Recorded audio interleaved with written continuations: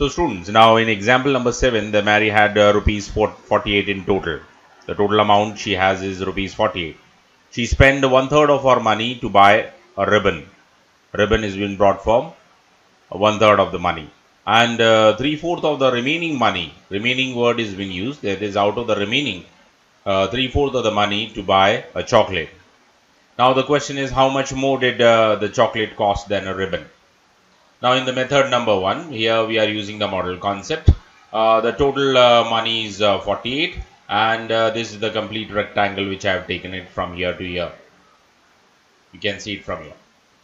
Now she spent 1/3 of our money. So that means this particular money is to be divided into 3 equal parts. So this is the first part, this is the second, and this is the third part. So total 3 parts are there. You can see from here. And out of that, 1/3 is being spent for the ribbon. So they have marked this part as a ribbon part. And now these are the remaining part. And out of these remaining, 3/4 of the money is being spent for the chocolate. Now this particular part is being more divided into 4 parts. You can see here this one as well as this one. So in all, they have divided into the 4 parts now. And out of that, the 3 parts are being selected to the chocolate. For the chocolate, this part is being selected. Now this 1 unit is remaining. The chocolate cost 1 unit more than that the ribbon. Whatever the extra part is there, we can say that out of these two, the chocolate is costing 1 unit more. Definitely you can see from here, because the ribbon is 2 units we have used it, but in the chocolate I have used how many? 3 blocks I have used it. So what is the extra unit which I have used it here? The 1 unit more of the ribbon is being used up. Now, since 6 unit total, how many units we have got it? 1, 2, 3, 4, 5, 6. 6 unit gives rupees 48. Because the total amount we have set it for the 48. So 1 unit will be equals to, by applying unitary method, which comes out to be equals to rupees 8.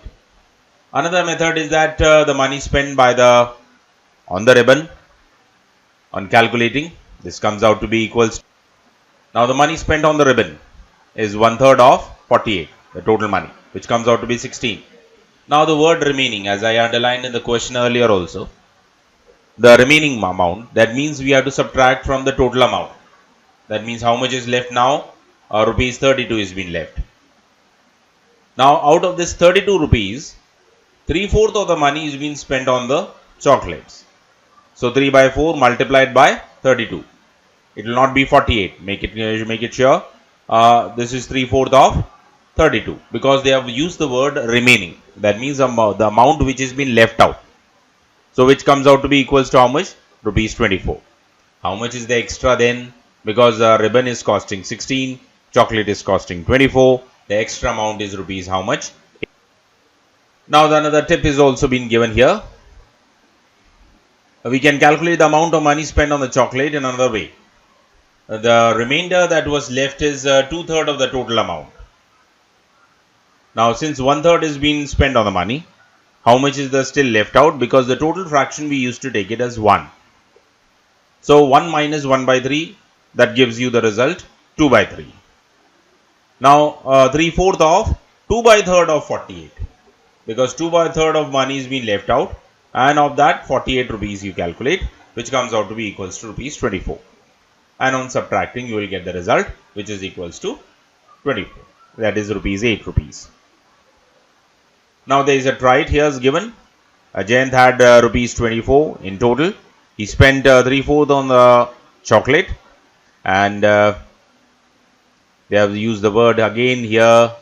The word remaining is coming. The money on the pen. If the question, the word problem comes with the word remaining, you have to be very careful. That means it's not the total money 24.